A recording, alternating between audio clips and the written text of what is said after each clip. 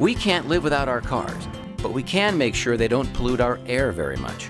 It's no surprise that older cars pollute much more than new ones, but you'd be shocked at how few old cars it takes to hurt Colorado's air, and how replacing old high-emitting cars with new clean cars can make the biggest positive impact of all.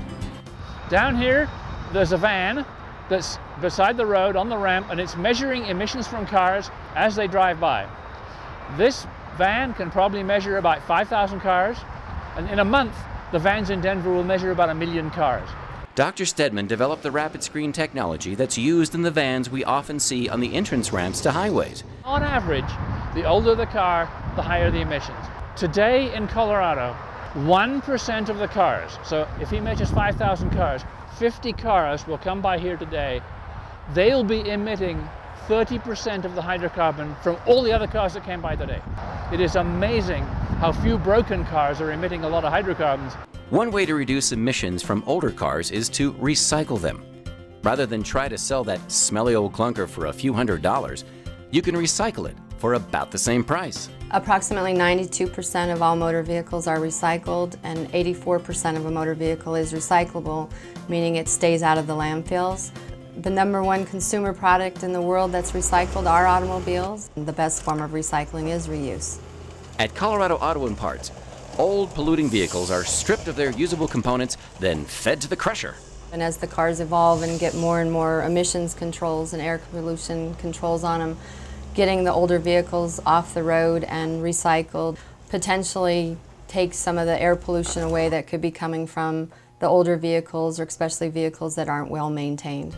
After being smashed in the crusher to make them easier to transport, the next stop for many formerly polluting vehicles is a metal recycler like Western Metals. To help get dirty cars off the road, we offer a place for people to bring automobiles to that are no longer functional or polluting. Western Metals will take cars from auto recyclers or buy cars from the public. They'll remove all the oil, gasoline, fluids, batteries, and mercury switches, and then feed the cars into the shredder. Ferrous material, shredder scrap, aluminum and coppers and stainless steel are removed and separated from the waste material.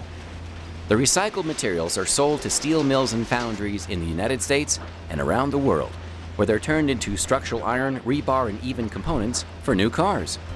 New car dealers can also help by removing older, polluting cars from Colorado roads. One of the ways that we're able to help as dealers is we take cars that are traded in, and instead of sending them to the auction like we normally would, we'll send them to a recycler. They'll strip the car of parts and crush the car, and that takes it out of the vehicle fleet forever, never to pollute again.